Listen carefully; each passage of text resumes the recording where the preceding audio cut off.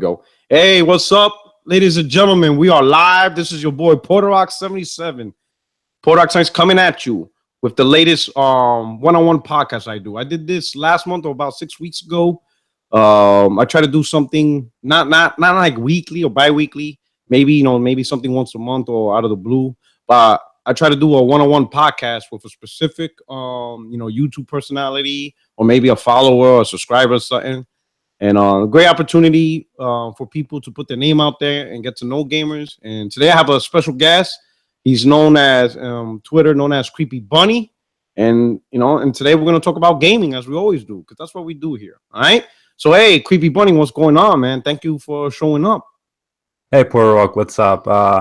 Thank you very much for giving me this opportunity. And yeah, here to talk some gaming and giving a little bit of my background and get down with this business. All right, awesome, man. Yeah, so let's get down to business. We already see some users are popping up. Hey, if you're showing up live, thank you very much. Like, who's next? We appreciate it. We already got 11 viewers watching, and I appreciate you guys stopping by and listening. But hey, so before we start off, let's talk about you a little bit. So that way, because I guess you have a little following in Twitter. I know you got a YouTube channel, but let's get the users know about you just a little bit. So that way, they could think, all right, why am I listening to this guy? Who is Creepy Bunny? Okay, so tell us, where you from, Creepy Bunny? Sure. Well, basically, people may know me primarily from Twitter. The Creepy Bunny. I have a small YouTube channel, which I upload a video here and now and then, but I'm basically more active on Twitter. I first want to apologize to the audience, because I have an accent. So if something comes out and it sounds funny or something, it's because I'm Italian and still getting to. Well, that's no problem. Gaming is a worldwide phenomenon. You know what I mean? We go from different backgrounds, and it's good because you're from Europe, so a lot. I have a decent European following. But it's good to get a perspective, from the European audience, and and I think it's going to be cool. You'll provide that perspective today and stuff. All right. So you gave me a challenge. You do mostly? Is it mostly? Let's say if you do make a video, or the conversations you have on Twitter is primarily gaming related, or do you delve into other stuff? So far, it's been small video clips of gameplay and stuff. But just lately, I bought a camera, I bought a microphone, so I may do like a reaction video or an opinion piece, stuff like that. Okay. Simple stuff. All right, that's cool. Oh, excellent. So to the audience, so I'll post up his link to his YouTube channel so you can check him out and stuff, and you can see his channel grow. That's pretty cool, because when you're starting something new, I know some subscribers like that because they get to see how the channel grows, into something. And sometimes it becomes a life of itself. You know what I mean? Like, you may start out just simply you want to do an opinion piece, and then the next thing your subscriber base, they want more, and we'll see. It'll be interesting to follow how your growth is. So, hey, tell us a little bit about what consoles or gaming platforms are you currently playing now, and then talk about the ones you played in the past and stuff, and and what got you into gaming and stuff like that. Sure. I'm 23 years old. I was born in 1993, and technically, I'm still a young, gamer, I guess. Right now, my console is the PS4. I primarily game on the PS4. I'm planning to get an Xbox One S probably during the fall. Regarding what I've been playing in the past, I was born in 1993. By the time I was actually able to, handle a controller and, make a video game function, I got the PS1, played that until it broke. When it broke, I didn't even know about the existence of the PS2. My mother came to me and she was like, "Oh, why don't we upgrade? Why don't we get the PS2 now?" I was like, "PS2? Is that even a thing?" So we got the PS2, and we were so shocked about the jumping graphics that console generation introduced. And I remember my first game was WRC, the rally game. My father was amazed by the graphics and stuff. So I played that for 6-7 years. My favorite games on that platforms, but by far, God of War, Kingdom Hearts. Those games made my childhood, and then then when the PS3 came out, I didn't get the PS3. I didn't get the PS3 at launch. I couldn't get the PS3 at launch. I mean, it was $5.99. It was for a teenager going to school, $5.99 is not an easy, Yeah, it's not cheap at all. Yeah, for the parents too. I mean, then I got the PS3 when I think was $3.99. Played the PS3. Just I enjoyed it just as much I enjoyed the PS2, and during that period, I didn't even know. Like, I knew very little about Xbox. Like, when I was playing on PS2.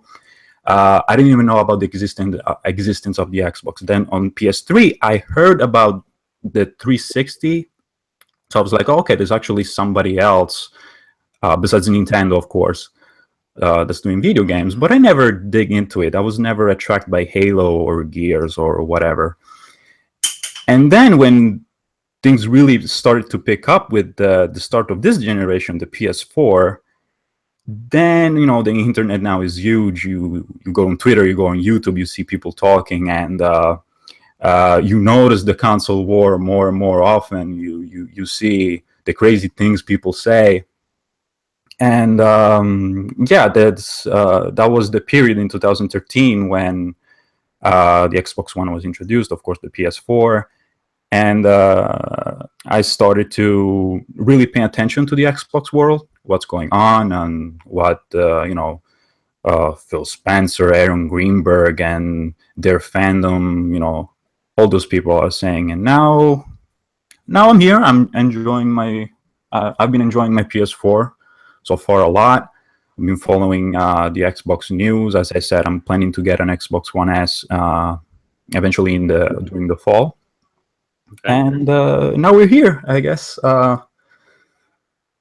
Awesome. Okay, awesome. So we got a little bit and stuff like that. Did you dive deep into? Well, I'll say this. So what interests you with Xbox One S in the fall? What are you looking forward to? What games they already have, and anything in the future? Sure. I mean, I've been obviously. I mean, when the two console launched in 2013. For obvious reasons, for my familiarity with the PlayStation brand, of course the price and the hardware, I decided to go for PS4 back in 2013. But now, now I'm 23. I mean, I guess I just want to expand my gaming. Expand my gaming landscape. I mean, I think the fall would be a great period to jump into Xbox, because the price will be pretty cheap. And I never tried Forza, I never tried Gears. I don't really think I'll try Halo because I'm not really a first person shooter fan. Yeah. But I think I will enjoy games like Ori and stuff, even though they don't seem to have a lot coming in the future. But still, I mean, I think having an Xbox console in my room will be beneficial for my point of views, frame of references and stuff. Because so far I've been tweeting and talking about Xbox from not owning the console, so I guess that will help. Okay. One thing like something. Hey, I'm sorry to hear myself. Yeah. Is that better? Oh, yeah, let me see. Yeah, that's good. All right. Hey, so one thing that I'll tell other gamers, and I know we have these little bullshit console wars. We argue which console is better than whatever. What I would like for the audience to understand is, if you're a gamer, it's okay to try to get every platform. In fact, that's really the goal. It just comes down to how much you're willing to pay for it. Like for me, I was not willing to pay even $300 for an Xbox platform, Xbox One, only because I didn't feel the content in the games is worth the value. Not saying that the games are bad. I just don't want to pay $300 for it just to play 4 or 5 exclusives or whatever and stuff like that. But now I think this fall, Xbox One, because I'm gonna get Xbox One as this fall, just like you, because I think it might even be $200, and I see Xbox One has enough content for me to enjoy at $200. You know what I'm saying? And what that does, in most of my life, I've always been a multi-platform gamer. I just, I would say starting last generation, I didn't buy all the consoles at once. With the PS2 generation, when I had GameCube and Xbox, I always bought the consoles day one. Same thing with the Sega Genesis, and this is going back a little older than you. But when Super Nintendo came out, Genesis came out, TurboGrafx-16 came out, Atari Jaguar, I will always get those consoles day one. But then some of them I didn't really play. You understand? So the value of the console wasn't there. So I don't do that anymore. I don't buy consoles day one. I let them get to the point where I feel the value and the content that they have is acceptable, and then I get to play all those games. So you are on the right track. I highly recommend that you do get an Xbox One S because it opens up your aperture for gaming. You get to see a different taste of games. You just have to hit the right time of when to do it, because $500 for an Xbox One S for some people, and I think we were both on the same. Is like, no, I'm not paying $500 for this just to play 1 or 2 games, But at $200 in a bigger library, yeah, like you said, you'll be experiencing things that you haven't experienced before. I would say backwards compatibility for you is going to be great more than anybody else because you actually never played these games. You never played, the Gears of War franchise. You could go all the way back and play the Master Chief Collection, even if you're not into shooters, but at least you could try it out and see what people are talking about. So there's a lot of library games that you never had access to that now Xbox One S and its backwards compatibility program will able to let you go. You understand? So I think that's going to be pretty good because it's going to open up experience. Hey, you never know. You might end up liking Xbox more than PS4 than the PlayStation brand. You might say that now, like, no, but when you experience it, things change, because a lot of people don't realize some of the Xbox gamers that are Xbox gamers today, they were primarily PlayStation gamers when there was the PS1, PS2 era, So it's good to open up your aperture and just experience certain things that other companies provide. So it's nice to hear that you're gonna, give Xbox a try. You know what I'm saying? But anyway, so we got that. So let's talk about. I know one of the topics you want to talk about is Project Scorpio and the supposed comeback that this console is gonna do in terms of the brand and how it might shut down PlayStation. So, but before we get into that topic, how do you feel about Project Scorpio in the first place? What do you think? Like, what are some of the positive things you see about it? And what are some of the negative things you see about it? Let's start with that first. Well, yeah, I mean, Project Scorpio. So, as I said, I'm planning to get the Xbox One S in the fall. And the reason why I don't think I will go for the Scorpio is because even though it will be the platform that plays the third-party games better, it's I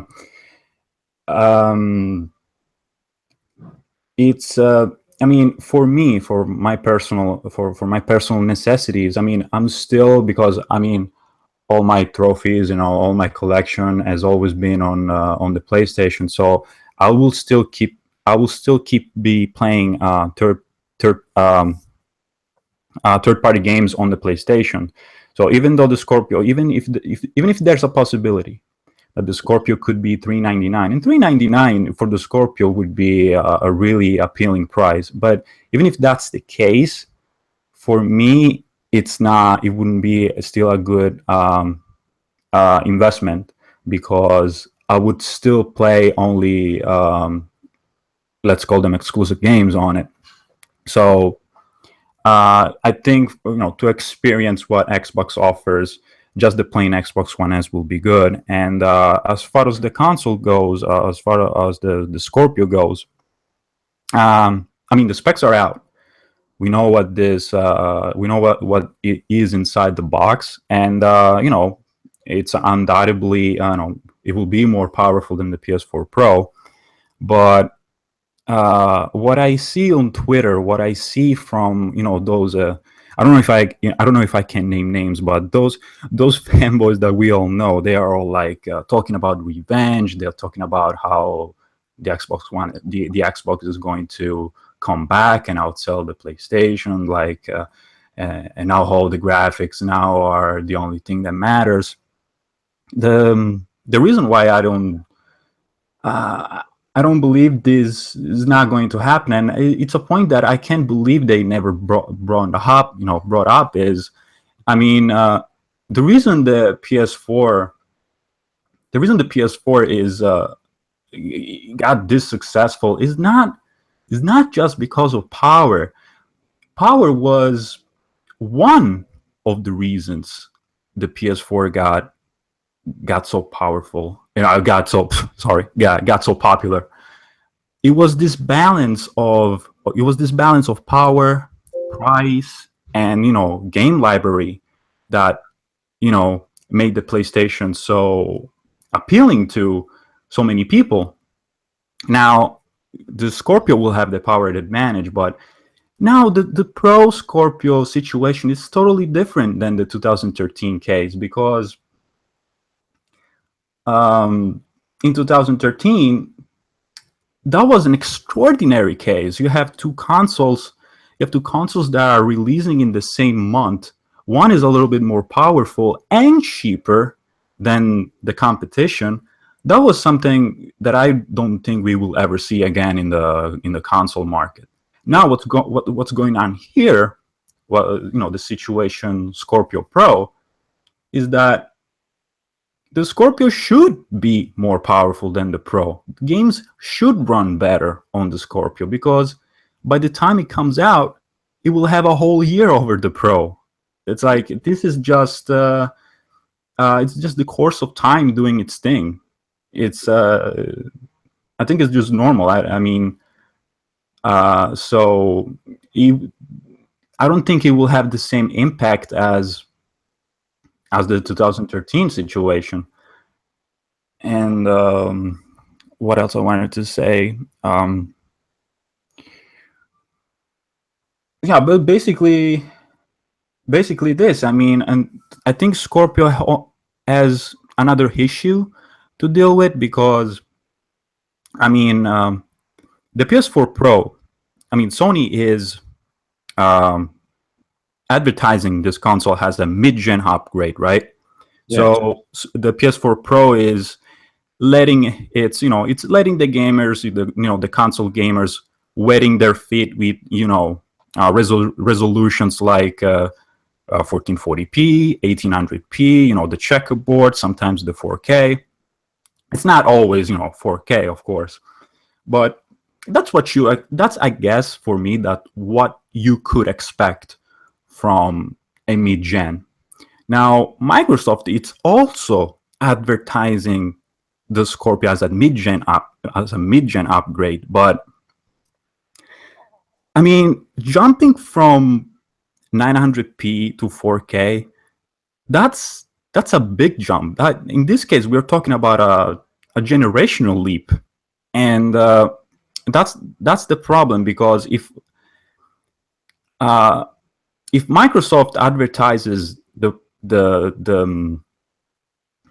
Scorpio like a mid-gen upgrade, just like the Pro, the boost in sales will be just as comparable as the PS4 sales. Like it won't be enough to overcome the competition. Now, of course, during the first month, it will do well. I mean, I expect the Scorpio to sell probably over 1 million in the first month easily. But I mean, still, this is I think this is one of the biggest issues for Scorpio right now, is that how Microsoft is advertising it.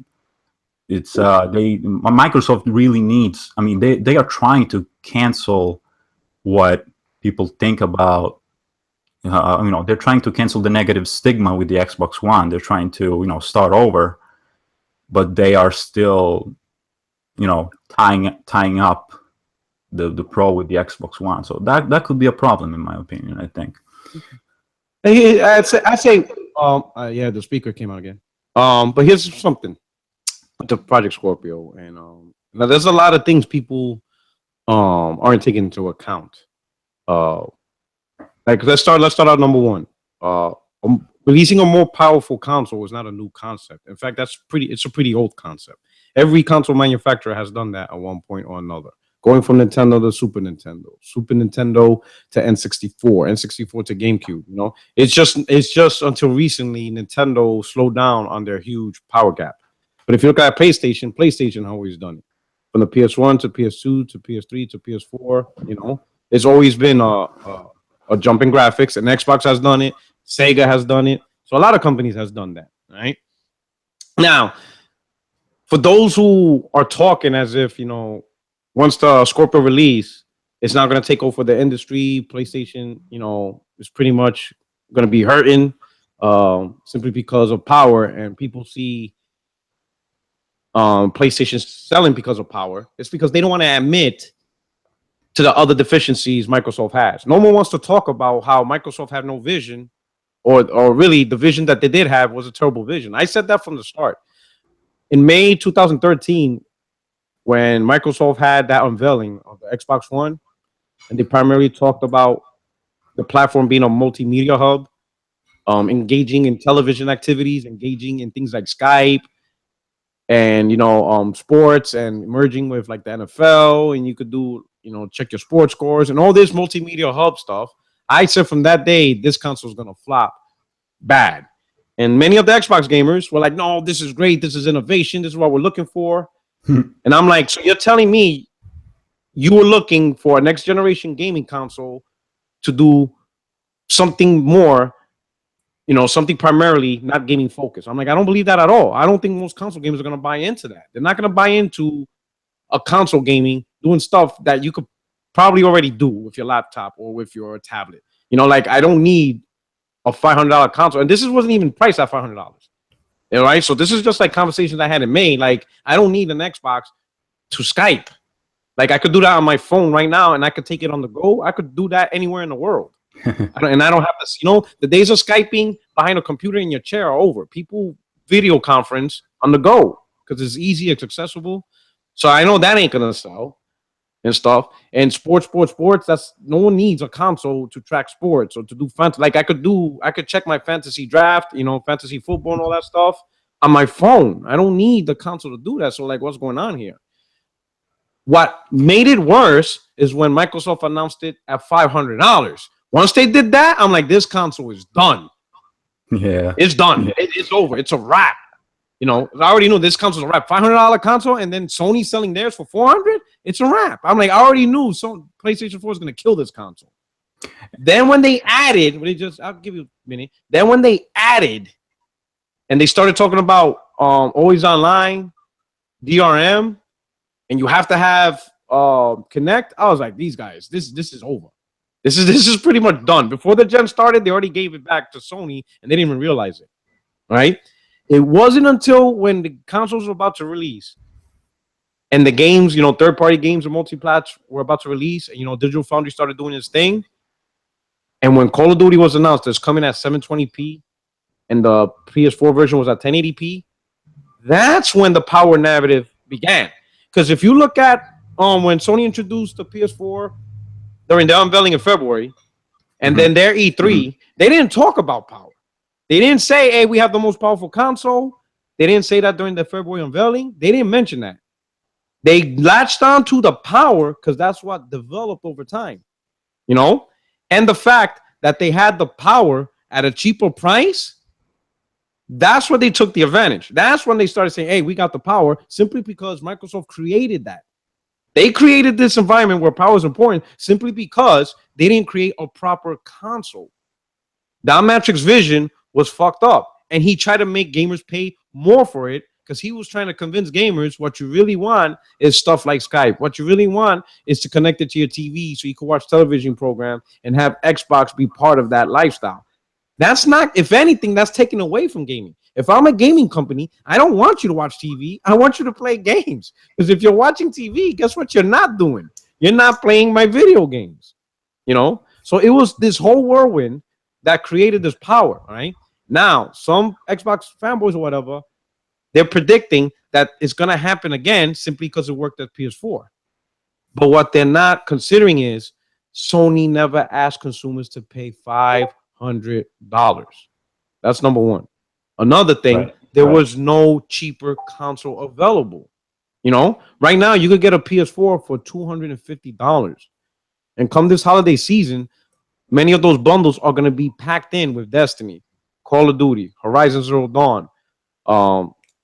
What's another one? Star Wars Battlefront. You know what I'm saying? Uncharted. And you could get these consoles for $250. So you could play current gen games with nice graphics for $250. There was no product out like that back in 2013, 2014. If anything, PS4 was the cheaper product. For $400, they even have $400 bundles where you could get GTA 5 and a free digital download of The Last of Us Remastered. So there was no console. There was no $250 console in 2014, 13, whatever, that could say, hey, don't buy a PS4, buy my product for $250, and you could still play Call of Duty, and you could play these current generation games. There was no new console like that. Scorpio doesn't have that environment. Scorpio is going to be like $500 versus a $250 PlayStation 4. And that PlayStation 4 is going to have Red Dead Redemption 2 in a big red box with the game included. You know what I'm saying? And some of these guys don't understand that. Sony never asked gamers to pay more for power. If anything, it would be the equivalent of buying a BMW $5,000 cheaper than a Toyota Corolla. Then yeah, no shit, more people are gonna buy more Beamers than Corollas because it's a better car at a cheaper price. That's more affordable. So yeah, we're gonna go for this. Scorpio is a more powerful console, but it's gonna be priced comparatively. It would be different if Sony was asking for a PS4 for $600 and the Scorpio was $500. Then obviously, why the hell would you pay more for a weaker console? But that's not what Scorpio is going to bring to the table. That's not the environment this November. We're at a point where people want a more affordable console just to play games. You understand? And that's a huge thing. Many of the people don't understand. Majority of the consumers, what happened 3 years ago, we moved on from that. Everybody who was involved 3 years ago already bought their console. They made the decisions done. They already made it. It's just a question of whether they want to upgrade, or not. And for some people, let's say primarily PlayStation 4 users, it wouldn't be an upgrade. It would be a completely creating a whole new library, a whole new ecosystem.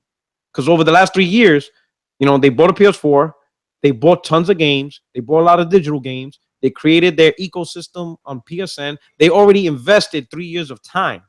So to convert over to the Scorpio, you're talking creating a whole new library, creating a whole new friends, just doing everything from scratch. A lot of PlayStation 4 gamers are not going to do that. They're going to settle with what they have simply because they're already built this new. It's kind of like iPhone and Android. If you bought an iPhone first and you bought apps, you have this huge collection of investment. You're not going to simply just go get a Samsung Galaxy simply because it's more powerful, because you can't take what you bought with you. So mostly you're stuck on your ecosystem and you'll just wait for a more powerful iPhone. Does that make sense? Yeah, I mean, it makes absolute sense. And regarding, oh, now I hear myself. Yeah. What happened during the PS3, during the launch of these two consoles? Even though, Phil Spencer has been pretty clear regarding what Scorpio is going to bring. They're going to play the third-party games. The third-party games, they're going to look better. But Phil Spencer is not advertising this console has, because we have these amazing first-party games that you will play on it. It's more about playing the third-party better. Back in the launch of PS4 and Xbox One, the games lineup of the PS4 was not. Let's just be honest, was not so amazing. But people knew that Sony will bring up. People knew that Sony in the close future will bring those heavy hitters such as God of War, Uncharted, and whatever, because this is what historically has been happening. I mean, with the PS2, PS3, they always started, so and so, but then by the end of the generation, they had an amazing lineup, and this is shaping up to be the same situation with the PS4. Now, another big advantage of the PlayStation thing is they have the brand recognition. Like, doesn't matter. I mean, yeah, it does matter how bad things go, but the brand recognition helps a lot the PlayStation. Like, in Europe, like I come from Europe, and PlayStation there is huge. And in Italy, for example, I didn't even know one person that owned an Xbox. It's like PlayStation has this thing. It's like you talk to someone that never played a video game before, and you say, I told this to Anchorman. We were party chatting on PlayStation. I told them, oh, Anchorman, I asked my sister if she knew what an Xbox is, and she said, isn't Xbox that thing that's like a PlayStation that play games? So she associated the name Xbox to PlayStation because she knows that PlayStation is that thing that you put on the TV and you play games with it. So on that side, PlayStation has the most. That's the power, more than the hardware and stuff in the games. That's kind of the power of the PlayStation. Of course, games are fundamental, and too, but that helps them a lot. Yeah, that's one thing. Some gamers also don't consider. I mean, it's all it's always all about the games, but also a company's reputation is also on the line. Some people, especially hardcore gamers and cold gamers, when they buy a console, it's not just what you're doing right here, right now. It's your reputation that you set. It's something that, some gamers buy the console because they know eventually this is going to be, or they make the assumption that this is going to be the best gaming platform for their purchase in the long run stuff. That's why, like me, like if somebody told me, make a decision right now, you don't know anything about it, but choose between the PlayStation 5 or the new Xbox, whatever, they want to call it, Xbox Infinity or whatever, pretty much the next generation of consoles. And all I have to go by that is one's a PlayStation, one's an Xbox, but choose right now for $400. Which one you buy? Me, if I was in that position, I will go with PlayStation, simply because I recognize what the PlayStation as a publisher, what they do. You understand? I know the developers. Sony Studios is much larger than Xbox Studios. I already know the franchises, and chances are between these two companies, if they were to create, if one of them were to create the next big franchise, I would put my money that is going to come from Sony, from their publishing studios, vice from the Xbox Studios, if you know what I mean, So there's a little brand recognition and history that goes, that gets backed into the console, and that helped PlayStation 4, especially with the way PlayStation 3 ended. Because PlayStation 3 it started with it, like you said, it was $5.99, not really affordable, So it started on a really, really bad curve. It started at a really, really low point in gaming. But PlayStation 3 finished really strong towards the last 2-3 years, especially the final year of PlayStation 3, in terms of it being, part of the generation. It finished off with The Last of Us, which was huge. And everybody's like, man, this is amazing. Naughty Dog is great and stuff like that. And now the PlayStation 4 launches. So everybody's running off that high of how PS3 ended. And it flowed kind of right into the PlayStation 4, you know what I'm saying? Because some people felt, the PlayStation brand is back. Sony's back into the games, And of course, and I agree with you, the PlayStation 3 did have a lull. I wouldn't say a lull. It had a low point in its first 2 years. It didn't release a lot of first-party content and stuff like that. And I know some people in the Xbox community is like, why are we forgiving Sony for that? And it's not so much we forgive them, is that some of us already know that once Sony goes into high gear, once it shifts into fifth gear, it's going to take off and the content's going to be huge. But also at the fact, Sony didn't ask a lot for the price of these consoles. They weren't, again, it wasn't a $500 console. You know what I'm saying? It was actually reasonably priced at $400, and then it dropped down pretty quickly. Majority of PlayStation owners, and people don't realize this, they didn't even pay $400. Once it dropped down to 300, that's when it really took off, right? And we'll talk about this later topic. Sony released saying that they just sold, or shipped whatever 20 million consoles in just 1 year. Now, to put this in perspective, all right, Microsoft currently shipped about 28 million consoles from the start of the gen, going all the way back to November 2013 when this console generation started. So Microsoft is about 28, 29 million. So PlayStation 4 in just one fiscal year, just 1 year, shipped 20 million. The year before that, they shipped, I think it was 17 or 18 million. So between this past fiscal year, and the year before, Sony shipped 38 million consoles. So just the last 2 years alone surpassed Xbox One's entire generation of console sales.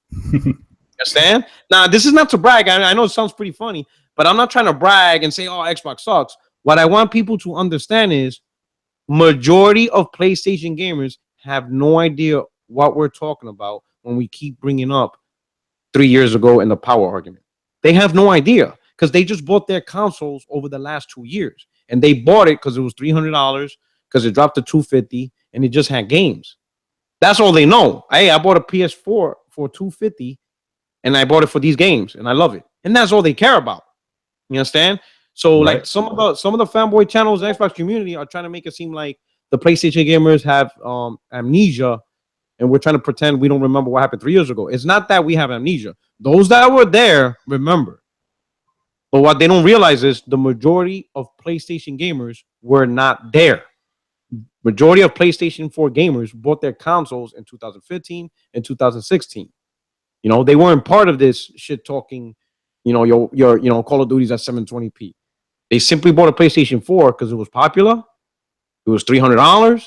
For many, it was $250, and it had a lot of games, And the reason why they gravitated to that console is because of advertising. You see a lot more commercials telling people, hey, PlayStation's out. We got Uncharted, Spider-Man's coming, whatever. Get yours now for only $299. And then at a certain point, get yours now for only $250. And that's what gamers want. That's it. Because at the end of the day, these consoles are nothing more than a box that you plug into a TV. Just like what you said, it was your sister, right? Mm-hmm.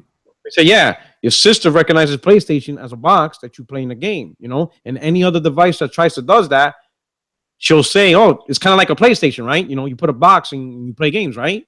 Mm-hmm. Exactly. And that's something people don't realize. These consoles are simple. A lot of console YouTubers are talking consoles as if they were PCs. PC gamers are used to simply upgrading, paying money for hardware, so that way they could have the current library of games that they have get better. Does that make sense? They buy a new video card because they want the games to look better. When a console gamer pays $400 or $500 for a new console, it isn't just because it looks better. It's because they feel this new console is going to bring an experience in games that the console they already own is not going to be able to provide. That's why people go from PS1 to PS2, PS2 to PS3, PS3 to PS4, and vice versa. It's because the console that's coming is going to provide something the console they already own don't have. Scorpio's not going to do that.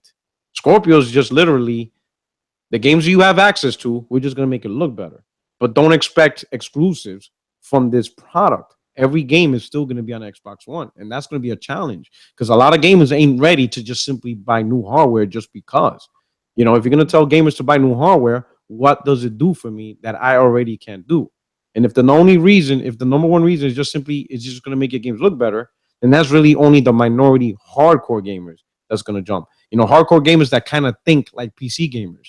They want to upgrade their visual experience. But for those of us that want more than visual experience, those of us that want gameplay experience, Scorpio's not going to do anything. It's not going to create new gameplay or improve gameplay. It's going to be the same gameplay you got already. You know what I mean? So how you feel about that? What you think?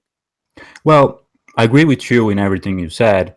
And 60 million PS4s, I think that's huge. That's a incredibly important milestone because, not only you sold 60, as you said, in the past year, it was 20 million in the past year. That's like doing the math, what's that's like 1,700,000 console in a month.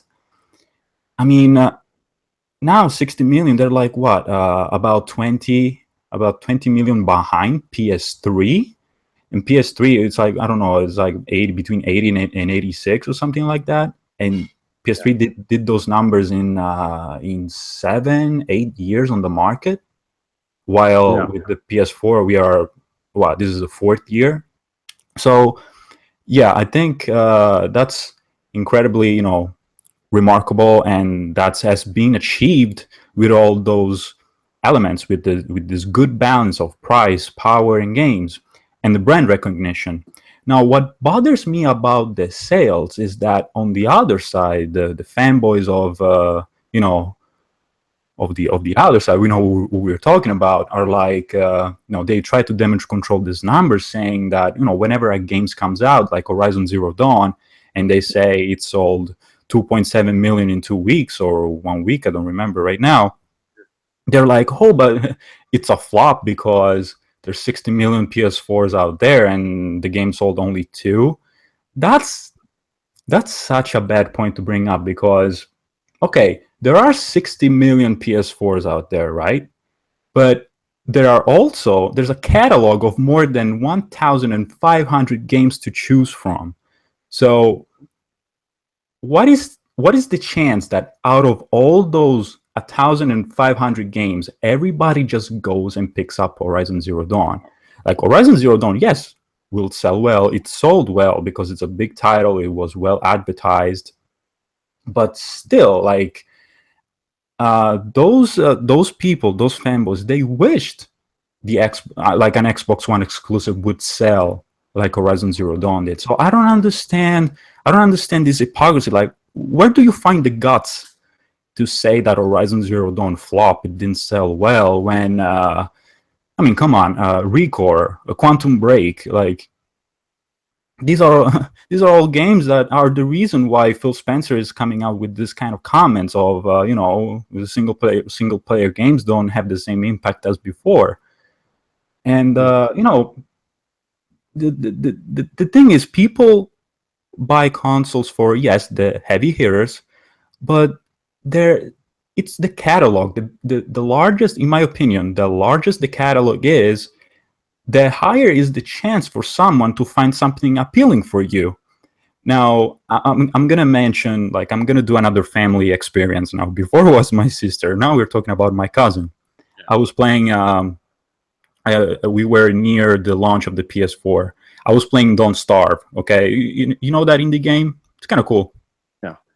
Yeah, and so my cousin comes in and she sees the game. And she falls in love with this game. She's she starts playing, and she falls in love with this simple little kind of also addicting indie game. And the day after, she went out and she bought a PS4 for it. So it's like people buy the consoles for, even if it's hard to believe, for things that we may think it's impossible. Like, really, you bought a PS4 for Don't Starve? Well, for some people, that's the case. Like, the hardcore, the big, the fans of the brand, yes, they will buy the console for the God of War, the Gran Turismo, the Uncharted.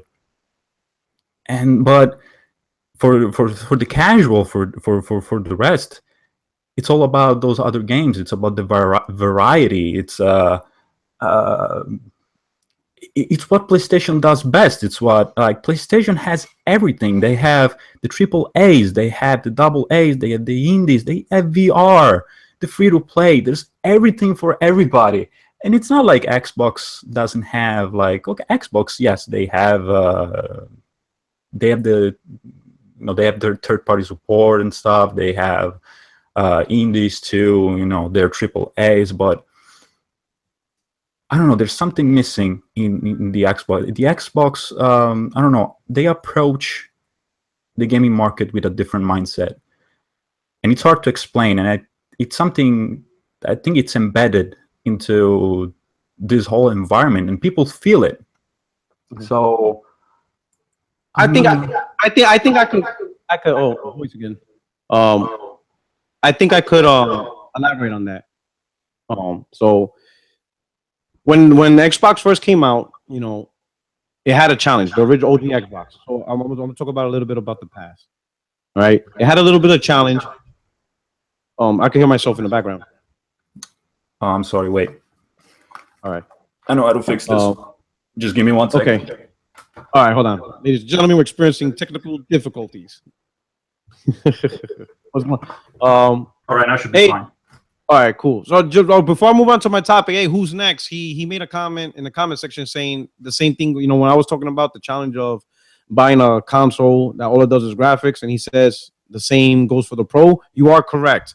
The PS4 Pro is also facing that challenge. So I apologize if I made it seem like it was only a Scorpio thing. No, it's both Scorpio and the PS4 Pro.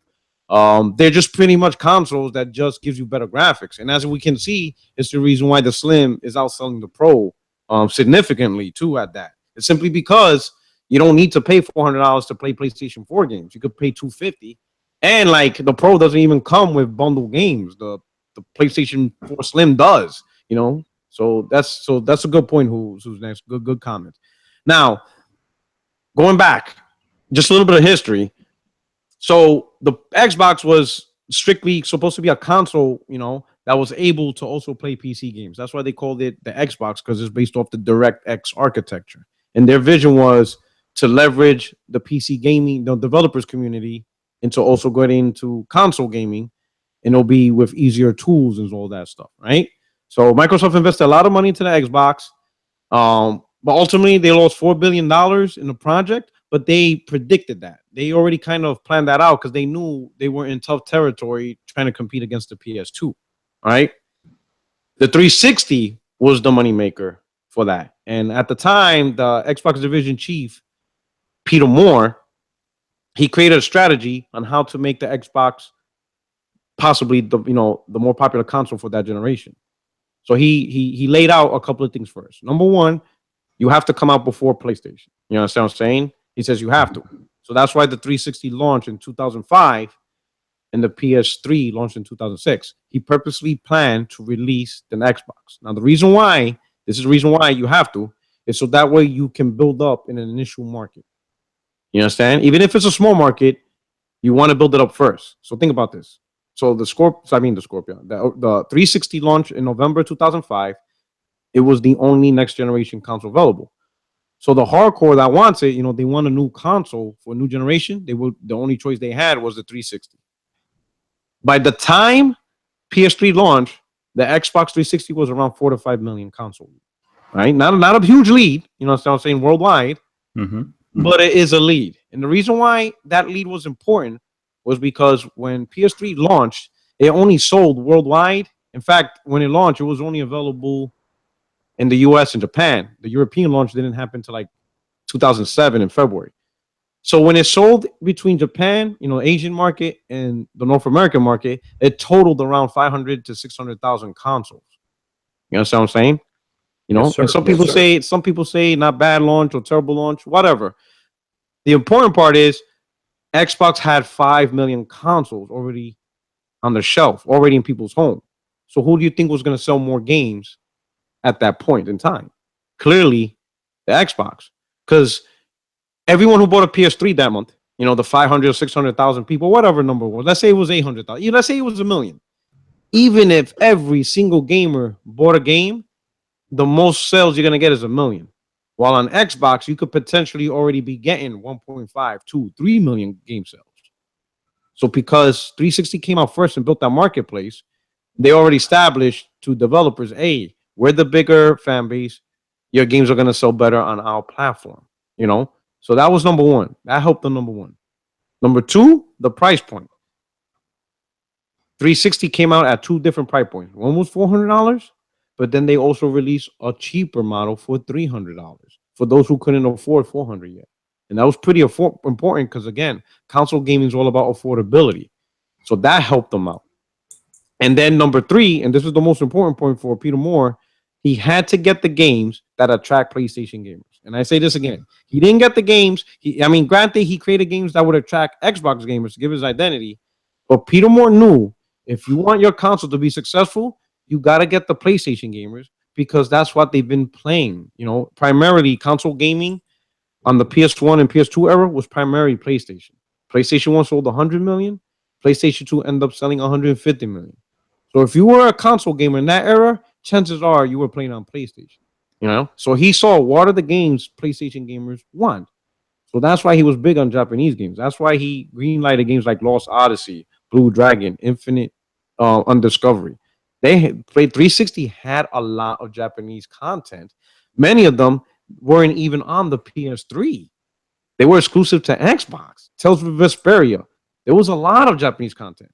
So he knew if he could release a console first that establishes a marketplace so their games could sell better, a cheaper price console for $300 versus a $600 console, more people gravitate to that.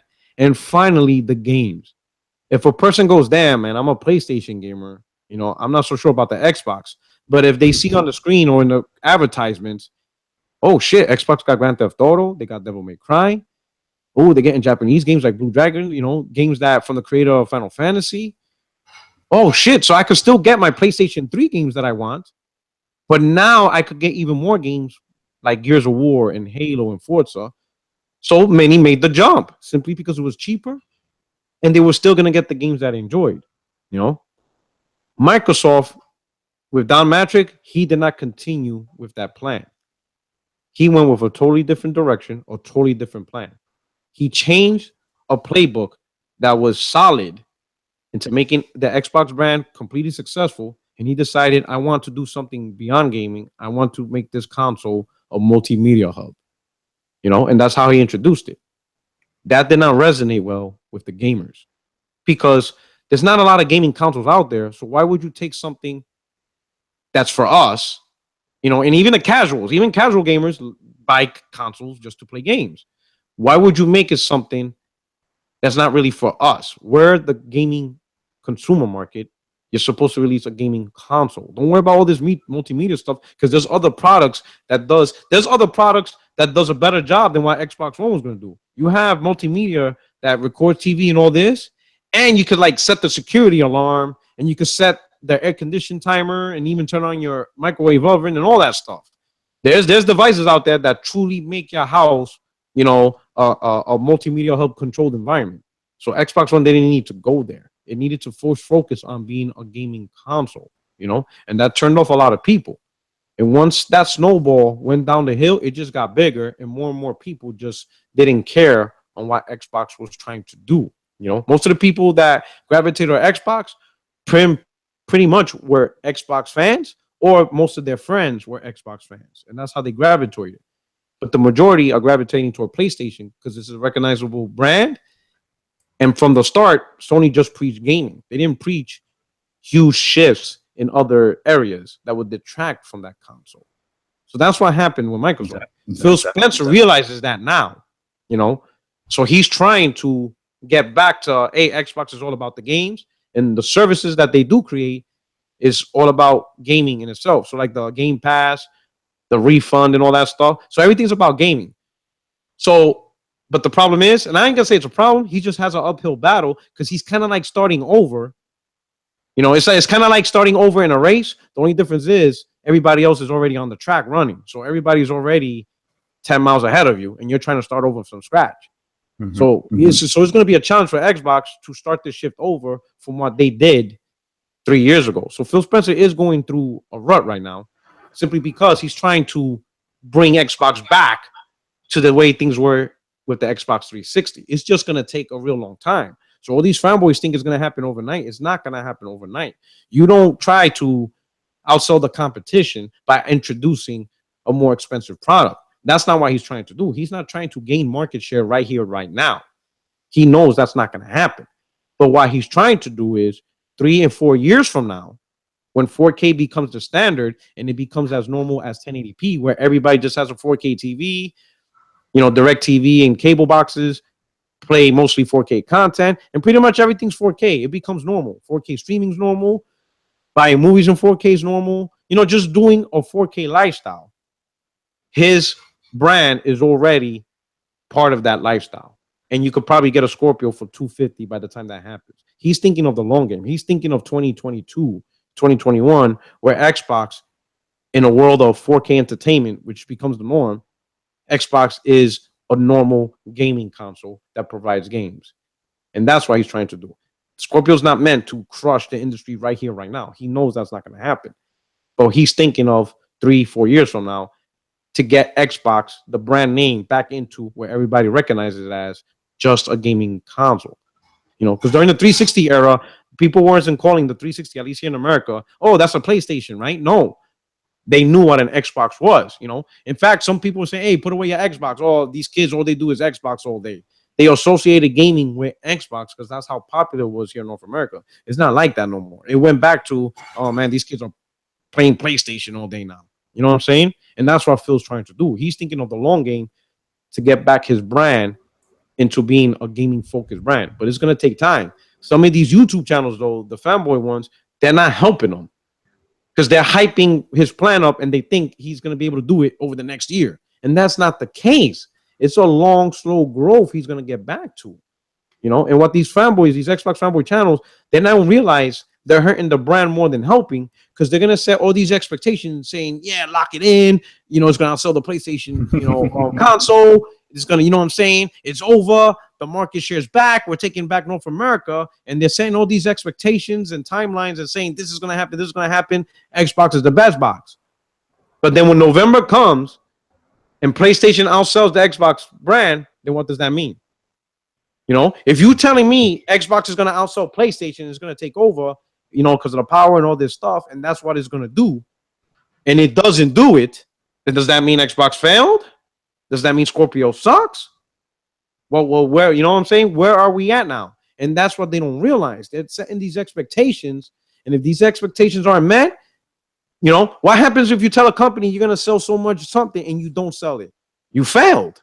You didn't meet your mark, you know, and that's what these YouTube channels are doing. They're spreading so much, they're just spreading so much expectations that is so high that they could potentially get a backlash and everybody's just going to talk shit. Like, oh, what happened to the comeback? What happened? And then, you know, Scorpio can end up looking worse than what it is simply because of false expectations. And I think they just need to curb it. Right now, Scorpio is simply the most powerful console. And if you want to get it, you're going to experience the best version of games. But that's all it's going to do over the next year or two. It's just going to give gamers the opportunity to play the best version of games on console. But don't expect this brand to take over the market. That's just not a reality. And I don't think even Phil has that expectation. But some people are just going a little bit too much on that. What do you think? I mean, there's one channel in particular that it's overhyping the Scorpio way too much. I mean, every day there's a leak, every day there's a rumor, every day there's one more game that will run in 4K. I mean,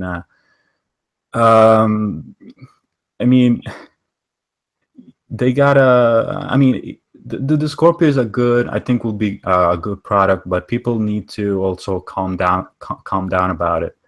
Yeah. And you know, take the things. I mean, there's this progress. I think. I mean, I like Phil Spencer. Like, I think Phil Spencer is helping the Xbox brand, but sometimes, I mean, I understand he wants to act friendly and all on Twitter and stuff, but sometimes he make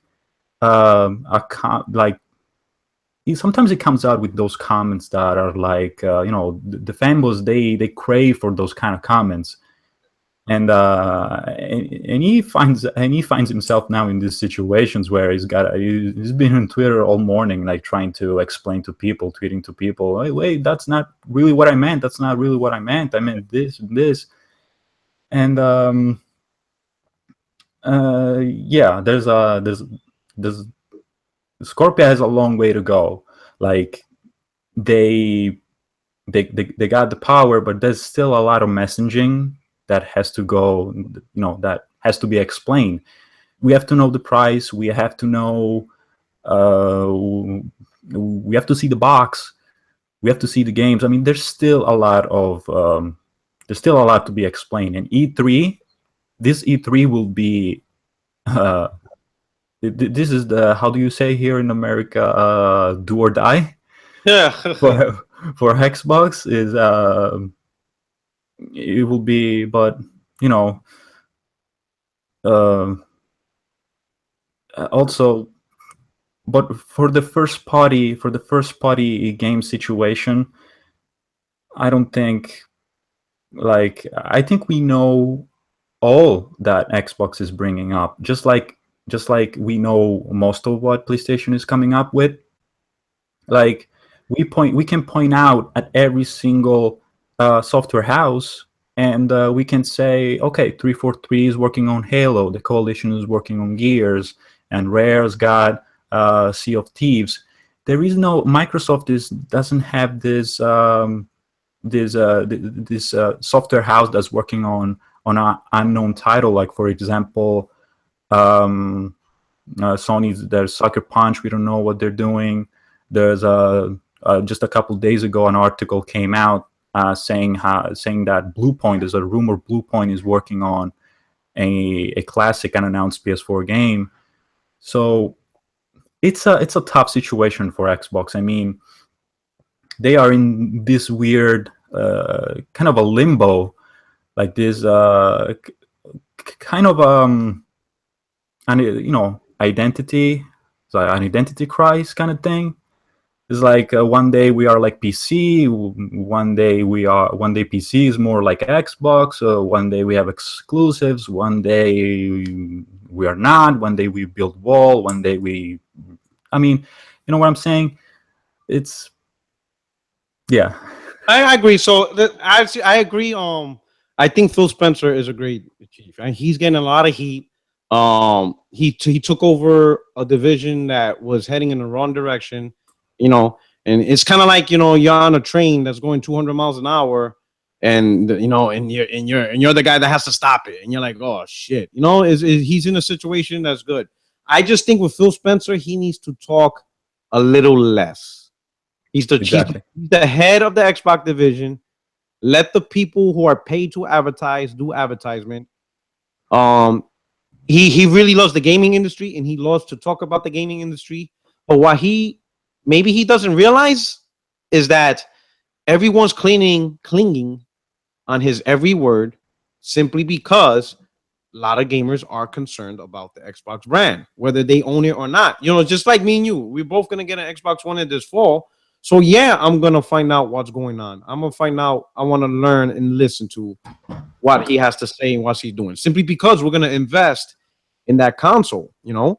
So everyone's gonna listen, and everyone has concerns. Everyone's thinking about, damn, Microsoft's not doing this, Xbox not doing that. I don't see this. So every time he speaks, there's an expectation, even though I think it's false. But there's people, when they listen to his tweets and interviews, they hope he provides the answer to the big problem. And that's not the case. He needs to, I think, just talk a little less.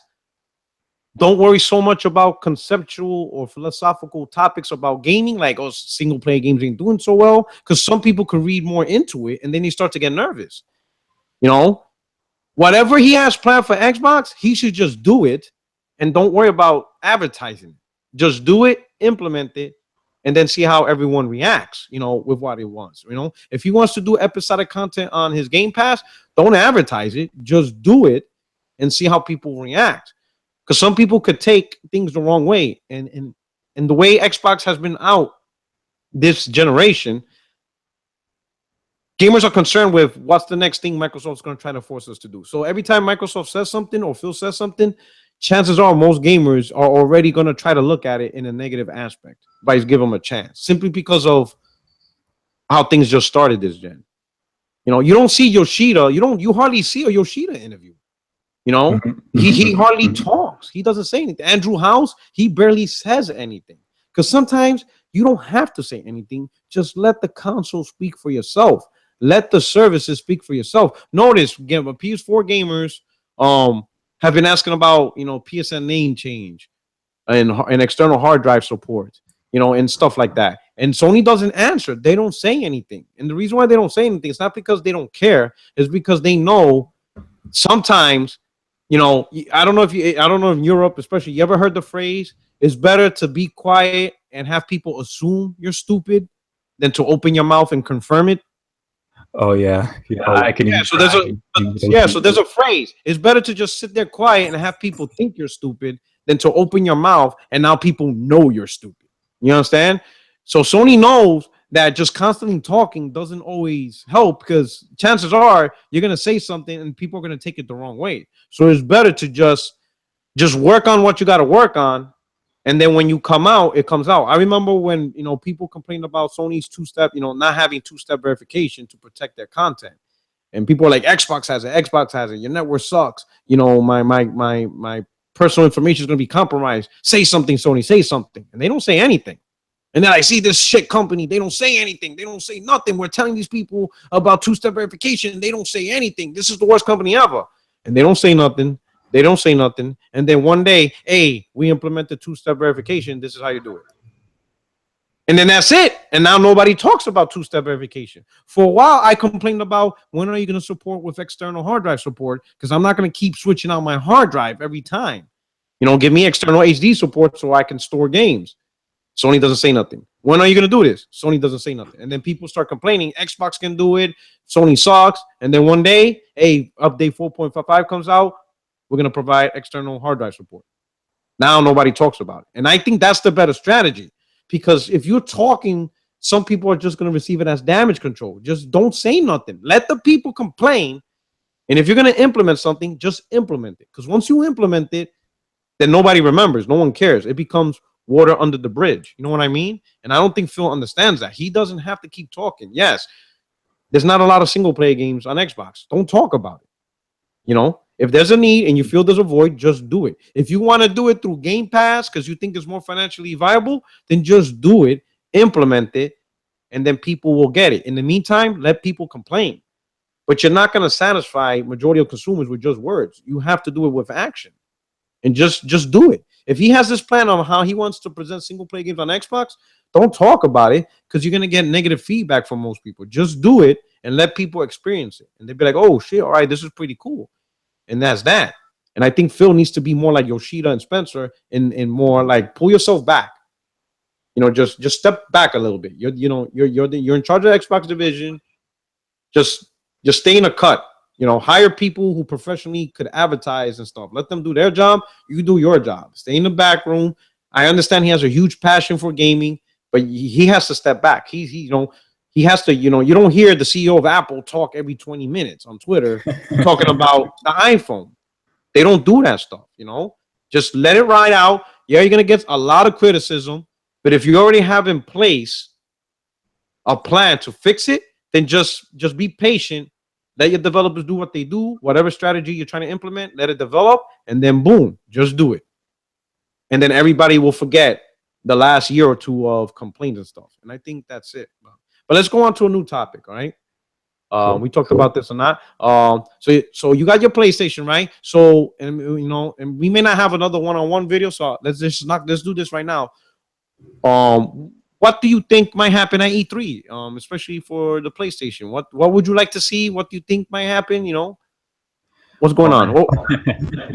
For E3, man, I am super excited. Regarding Sony, I think Sony's conference will be strong. I mean, I think it will be hard to top what we saw in 2015 and 16. I think Sony's E3 of 2015 and 16 have been incredible, like a lot better than 2013, which sounds crazy, because in 2013 Sony dropped all those bombs and all those shots at Microsoft, but that's not really about gaming. That's not really about gaming. Gaming is about indeed games.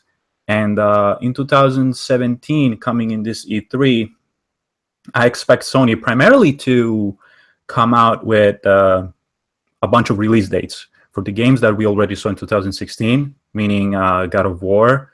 I hope God of War comes out in 2017. I have the feeling that between all those other big ones, God of War has the biggest chance. I don't think Spider-Man can make it, but there's a lot of signs that the game was entirely playable months ago. The voice actor came out with the 2017 thing, and even Marvel. What am I talking about? Marvel.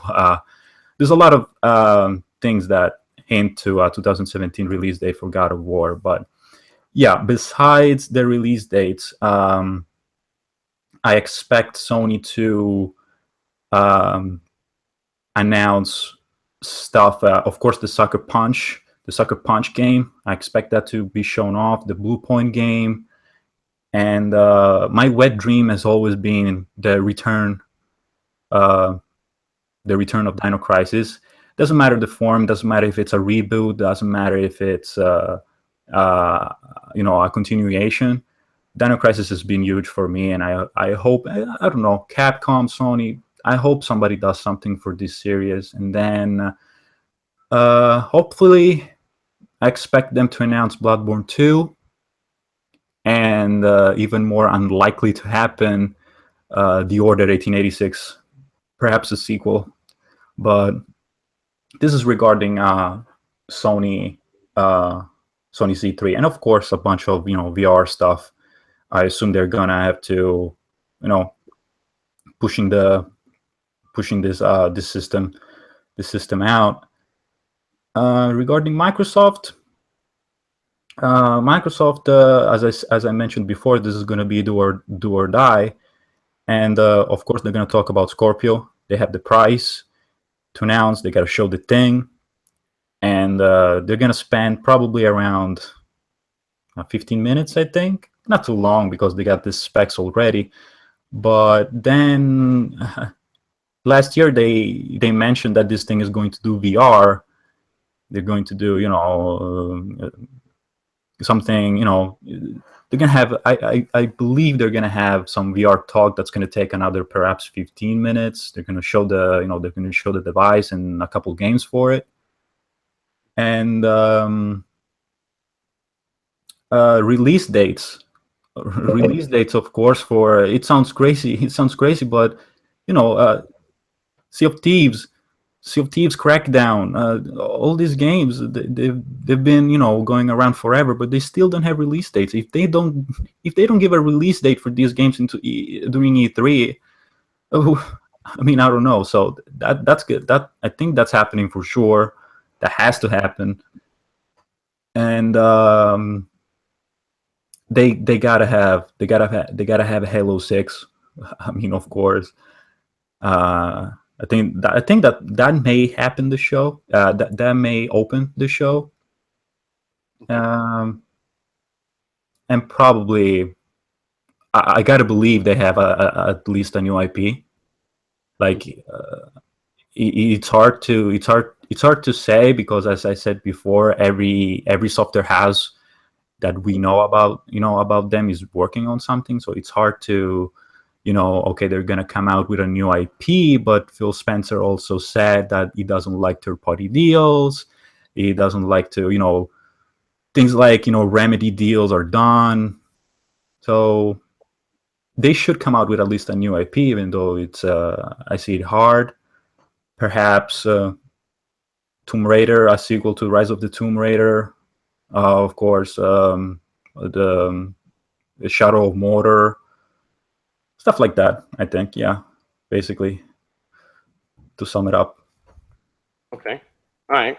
So to touch up on some of your points, like for example, like the God of War, I know the PlayStation community is excited, and hoping God of War comes out this year. I'm gonna tell you, it's not coming out this year. I'm going to tell you that. And it has nothing to do with development. Is that wouldn't be my main reason, because I think development wise, it could come out, this year if it's ready. Right. The reason why it's not going to come out is because of money. All right. And I'm explaining. Sony put in advertisement money for Destiny 2, Call of Duty, Red Dead Redemption, and Star Wars Battlefront. And those 4 games are juggernauts. And they're all going to starting in September. Where Destiny releases, it's all going to be pretty much those big games. September, October, November. Between those 3 months, those 4 games are coming out. Think about that. Destiny 2, Red Dead Redemption, Call of Duty, and what was the other game? Oh my God. And Star Wars Battlefront.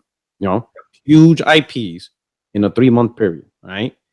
By introducing God of War within those 3 months, you are now putting gamers in a position, because every gamer is not going to be able to buy every single game. So you're putting gamers in a position: do I buy God of War? Do I buy Call of Duty? Do I buy Star Wars Battlefront? Do I buy Destiny? Or if I'm going to buy 2 or 3 games, which 2 or 3 games am I going to buy? What people don't realize is the sales of Destiny, Call of Duty, Star Wars Battlefront, Red Dead Redemption, Sony gets a check from that. They get royalty money.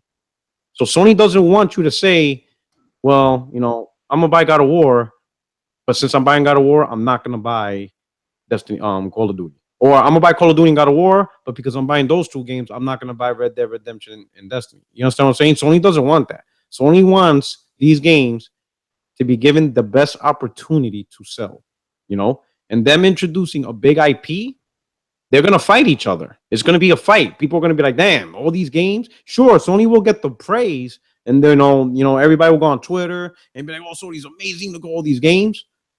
But looking at their perspective, it's too much content. And this is just, think about it. This is just Destiny, Call of Duty, Battlefront, and Red Dead Redemption, and God of War. 5 games, right? There's going to be a lot more games this holiday. Once we see E3, you're going to see other developers introduce even more games.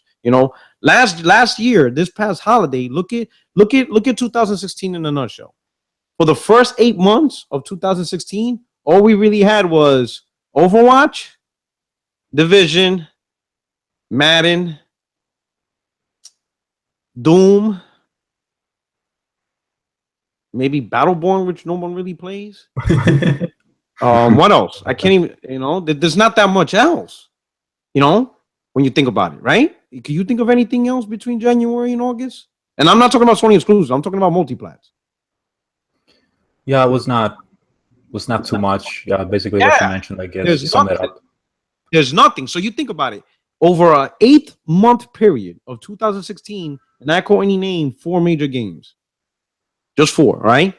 Now, let's look at September to November. So September, October, November, December. I mean, September, October, November. Just a 3-month period. Come out. Mafia, Watch Dogs 2, Call of Duty, Battlefield 1, Titanfall 2, Final Fantasy 15. That's like 7 right there off the top of my head that I could think of. Oh, also Dishonored. So that's 8. Okay, so right there, 8 games off the top of my head. Oh, and then obviously the 2K basketball. So that's 9. So 9 games in 3 months, right? And within those 9 games in 3 months, you want to introduce Gears, Recore, Dead Rising 4? Like, really? You really want to do that? And Forza. You really want to put these games in the middle of that hellstorm, especially when the number 1 game everybody was talking about was Battlefield 1. You want to release Gears of War in the same month as Battlefield 1. That's really a good strategy. And Sony's not going to do that. Imagine if God of War is released in the same month as Red Dead Redemption 2. God of War will get swallowed. Everybody's going to buy Red Dead Redemption 2. Everybody, that's already pretty much the big seller of this holiday. So what's going to happen is Sony's going to release God of War in March of 2018, just as they normally do. Because if you notice, Horizon Zero Dawn, Uncharted, they have done phenomenal. And they've done it in the period where there isn't a lot of games. Now, this game is a little bit more than normal in the beginning of the season, but it's not the super big guns. You have your Persona, you have Yakuza, you had Neo, which were all great games, but they're not on the level of Red Dead Redemption in terms of this is the game everybody's going to buy, screw everything else. So that's why I don't think Sony's going to release. I think the last big exclusive, if they're going to release a big exclusive, it's going to be before September. August is the deadline. Because after September, it belongs to the multiplats. It belongs to these big IPs. And Sony's going to let them have it. They don't need to release a big exclusive for just a 3-month period because they know all the gamers are going to gravitate to these games. And Sony, by taking these marketing deals, they're going to help the consumer, or they're going to advertise to the consumer, this is where you need to play the game. Because when you walk in a store, you're going to see a big red box that says Red Dead Redemption 2. Or you're going to see a big white box that says Destiny 2. Or you're going to see a box with the guy's face, with the soldier's face on it, that says Call of Duty World War 1. Or you're going to see Darth Vader's face on the box, and it says Battlefront 2. And you could get all these games and the console for just $250. And it's already packed in. And Sony knows this is going to be the big deal for consumers. And then once you buy the console and you're enjoying all these games, because the gamers are going to be busy in the holiday with Battlefront, with Call of Duty, with Red Dead Redemption. So they're gonna enjoy it in October, November, December, January. They're gonna have all these months enjoying the game. Now, February, March is when gamers gonna want something new. They want the next big thing, and that's when God of War is gonna come out. Like, you want the next big thing? Boom, you got God of War, and they're gonna be like, "Oh yeah, finally!" And that's how Horizon Zero Dawn benefited. Because remember, the holiday of 2016, everybody was talking about Battlefield, and everybody was talking about Final Fantasy, right? But as soon as January, February rolling around, what's the next big thing? What are the big games we get to play now? Because we already did the Battlefield, we already did the Final Fantasy. You know, the year kicked off with Resident Evil 7. Everybody enjoyed that. Okay, so now we beat this. What else? Let us give you Horizon Zero Dawn. And boom, that game did phenomenal. And that's how it is. So you spread out your content because gamers will always look for the next big thing, 2-3 months on the line, because the game is not going to last forever. People are not going to play Battlefield 1 forever. You're going to want to try a new experience, So that's why I don't think Spider-Man or God of War is going to come out. If it comes out, it's going to come out in August, but I don't see God of War coming out in August. I see it as that's going to be the big title to kick off 2018. The feeling that we got with PlayStation, how the year kicked off with a lot of great games, and now we're moving into a period where we're going to have these amazing multiplats. Sony's going to repeat that same cycle, and it's going to happen over and over. So that way, PlayStation gamers feel they got great content all year round. Vice, you know what I'm saying? Everything being jammed. But that's what I think. Yeah. Go ahead. Yeah, I was saying you made a great point with the third party coming in during the fall. I forgot about that. Yeah. People criticized Sony for not releasing their games during the fall, but they did it for a reason. And it was related to business. Yeah, so, and it's not just the business. Also, there's a lot of content in the holidays. Like I said, I named 9 games just on multiplats in a 3-month window. Yet the first 8 months of 2016, I could barely name 5. That's a lot of games in a window. That's just a lot. So games are going to get swallowed during that period. So Sony knows they're not going to put their big IPs in this vortex of games. They're going to let the gamers enjoy what they got. And then when they kick off the new year, boom, here's these great exclusives, in a window where you don't even see a lot of games. Even look at it now. Look at the multiplats now. Oh, it's April, and we got Resident Evil. We got For Honor, Ghost Recon, Mass Effect. And what I'm talking about games on every platform: Xbox, PlayStation, and PC. Can you think of anything else? Oh yeah. You said Resident Evil? I already said Resident Evil. Yeah, I said Resident Evil. Yeah. Mass Effect, Ghost Recon, For Honor. I feel like there's something else. There's gotta be probably just one. But you see what I'm talking about? There's not a lot of content, so it's a perfect time to release Horizon Zero Dawn. It's a perfect time to release Neo and all these games because there's not a lot of games that will swallow the exclusives. You understand what I'm saying? So this is the perfect time. This would have been the perfect time for Microsoft to release Crackdown, and if it was ready, or to release Sea of Thieves. In my opinion, if Microsoft was smart, if they could release one of their games in August, then they need to do it in August. But if they can't release, let's say Crackdown or Sea of Thieves or whatever by August, all right, maybe Forza in September because that's a racing game and it generally does good.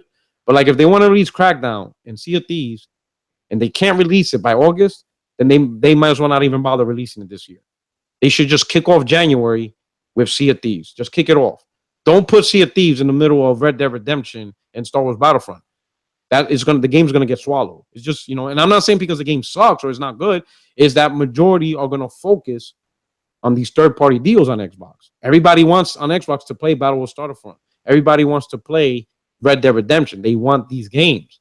So Sea of Thieves is gonna get swallowed. If they can't release Sea of Thieves by August, so that way people can enjoy it, it has some chance of good, financial success, then don't bother releasing it this year. Just let the big multiplats take over and kick off Sea of Thieves in January. Like, boom, Sea of Thieves in January. Crackdown in February or March. build up that lineup and fill the voids where a lot of multiplats don't come out.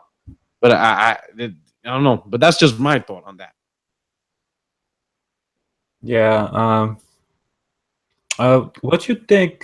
Speaking of these games that came out during this spring, I had a question for you, if I may Right. ask. Of course, yeah. What do you think about Halo Wars 2 and the reasons? I mean, it apparently it didn't sell very well. But do you think it's because it was in between all these games, between all multiplats and the other Sony exclusives, or because it's really the niche, because it's an RTS? Because the last time what was it? Halo Wars, the first Halo Wars. I think that sold okay. I think, but I can easily answer that question. I know what you're getting at. So the reason why, number one, the Xbox consumer base and the 360 consumer base, even though they're both Xbox gamers, is not the same market. 360 owned the market in terms of software sales. All the games were selling better on 360 during that time over the PS3, right? So all the gamers that were willing to buy lots of games was during that period. This market, PlayStation 4, is the number one market for software sales. PlayStation 4 gamers are buying the most games, right? Now, during the 360 period, Halo Wars was a new concept. So a lot of it was, number one, it had the Halo name on it, which at the time on 360, it was the biggest name in gaming. All right. So that name was huge. I mean, Halo brand as a franchise is still a huge franchise. I don't want people to think that I'm one of those thinking, oh, Halo sucks, now no one cares. I'm not saying that. But compare Halo in the 360 era to now, Halo was much infinitely more bigger and a more, broader appeal than it is now. It was just a huge name.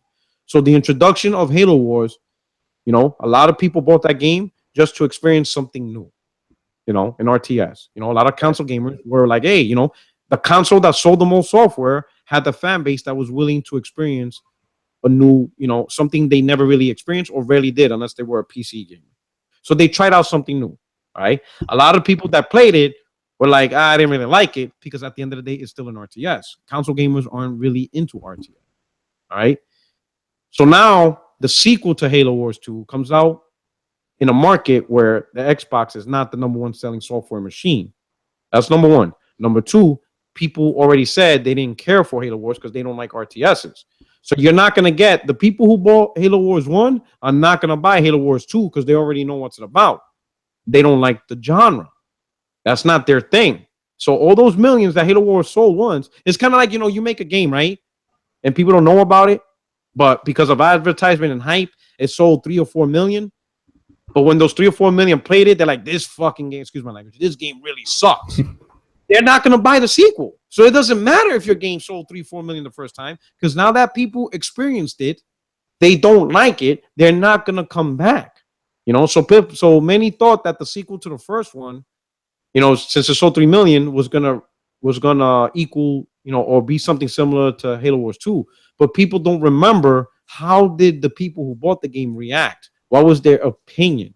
Did they like it? Is it something they want to keep playing? And a lot of people who bought it didn't like it because it was an RTS. It's not their thing. So all those 3 million people that bought it, majority said they don't like it, which means you're not going to get most of those consumers for the sequel. And they didn't come. You understand? So between Xbox One not being the market leader in software sales and majority of the people who did buy Halo Wars 1 are not going to buy Halo Wars 2, that pretty much shows this is not a franchise or genre that will generally appeal to the console gamer. Probably won't see another Halo Wars 3 or anything like that. Again, it's just not a genre that's really console centric. That's just the reality. And that's what I think. I think it's because of that. The market and the people weren't there for this game. People didn't really want a Halo Wars 2. Yeah. So that's just my opinion. Yeah, I see. Yeah, this is just curiosity. Yeah, so that's really what I mean, it's not about what Xbox sucks. It's just you people have to realize, it's not just the initial sales of the game, it's the reaction. Like Horizon Zero Dawn, the sequel's gonna do great because people have positive reactions to the game. A lot of people are loving it. Some people are calling it now one of PlayStation's best franchise or best new IPs. So there's a positive reaction behind the game. So the game will continue to have great success. But let's say even with the 2.6 million sales in the first 2 weeks, everybody's saying, "Oh, this game is garbage," whatever. It doesn't matter how well Horizon Zero Dawn did. The sequel's not going to do good because people are already telling you this game is not good. So people have to. It's not the initial sales; it's the reaction after the sales. If you kind of hear mostly negative reaction, then chances are the sequel is not going to do good because people are already telling you this initial new IP is not good. And then you got to be like, yeah, even though it sold well, but it probably sold well just on hype and advertisement. But now that people got the game in their hands, they're not liking it, which means they're not going to come back and go for the sequel. So that's what Halo Wars 2 happened. Yeah. It's a shame that what happened to the Xbox games. Like, I mean, I gotta give this to Xbox. Like, sorry, my grandpa came in, but he's gone now. What I was saying is, what happened? Xbox tried at the beginning with these games, with Rise, with all those games that came out at the launch, but Quantum Break and stuff. They tried at the beginning, and unfortunately, because of this, the mindset of these two corporations that I mentioned before, it's like this mindset reflects on the fan base of these two respective companies. So Xbox is known more for a multiplayer shooting social experience. Not that PlayStation cannot do that, but Xbox is more known for that. So they tried with these other kind of experiences at the beginning, but now I mean, it's a shame. I think it's always been too bad for them. And from that aspect, Sony is lucky, I guess, because of not only how they are treating their games, but how the audience responds to their games. So, I don't know. Yeah. All right. Okay. All right. So I now think we've been running for a little bit. Is there anything else you want to talk about? I'm actually surprised we talked for this long. I was I was afraid, not really afraid, but I was a little worried that we were gonna have barely enough content to stay half an hour. But no, I think that's basically it. I simply wanted to have a basic conversation, share a couple thoughts with you and the audience, and yeah, I think we touched on a couple things. Late news and old stuff. And I appreciate I appreciate you, Porter Rock, for giving me this opportunity, and I want to apologize for at the audience if I was not clear, if my accent took over my speech at some point. Mm-hmm. But yeah, I really appreciate you hosting me for this little event, Porter Rock. Hey, no problem. Hey, I appreciate you reaching out and wanting to do this. It's great to get perspectives from different gamers, different subscribers, especially from different regions of the world and stuff. It just gives new information to everybody and stuff like that. So I really thank you. You did a phenomenal job. Yeah, we had a great conversation and stuff like that. And it's generally too, when you're passionate about gaming, believe me, you'll have the conversation. The conversations will happen and stuff like that. But I appreciate it. Thanks for stopping by, for being a great guest. You've been an awesome guest. And if possible, I know you go to school on Wednesdays and stuff like that, but if there's ever a time you have like a day off or a holiday and you just, you can make the podcast, yeah, just hit me in the inbox quick. Just be like, hey, Porter Rock, I have off this Wednesday, if you have room, because I would like to have you, as a special guest, and you could talk to the rest of the panel, and just have gaming discussion. So I think it's going to be pretty awesome. Yeah, I would love to interact, with Titanfall Princess, HP North. Shout out to HP North. I would love to interact with them. And yes, unfortunately for now, I have school, but next month I think I'll be done with it. So, the summer's coming, right? You get your school break soon. Yeah, if I get off, I'll definitely let you know. Thank you. Awesome. Appreciate it. To everybody in the comment chat, man, great discussions in the chat. Thank you so much for rocking out with us. For those that will listen to the podcast post-recording, I hope you enjoy. Great conversation that we had. Hit the like button and hit the subscribe button if you're not a subscriber already. Tune in every Wednesday, 7 p.m. Eastern for the 60 Frames No Lag podcast. You could, at times you could catch Crazy Bunny in the comment section and stuff. Hit me up on Twitter. I'll post Crazy Bunny's YouTube channel and Twitter right here in the description box. But it was a great time. I hope everybody enjoys the rest of your Sunday. Enjoy your gaming. And that's at the end of the day, this is just good conversations. Getting people's perspective on gaming. It's not about being right or wrong. It's just conversation on the industry that we love, on the hobby that we love. But at the end of the day, just pick up that controller on whatever device you pick it up and just enjoy that gaming and just have a great time. But anyway, thanks for rocking out. This is your boy Porter Rock 77, and we're out of here. All right. Thank you so much. Crazy Bunny, again, thank you very much. Appreciate it. And we are out of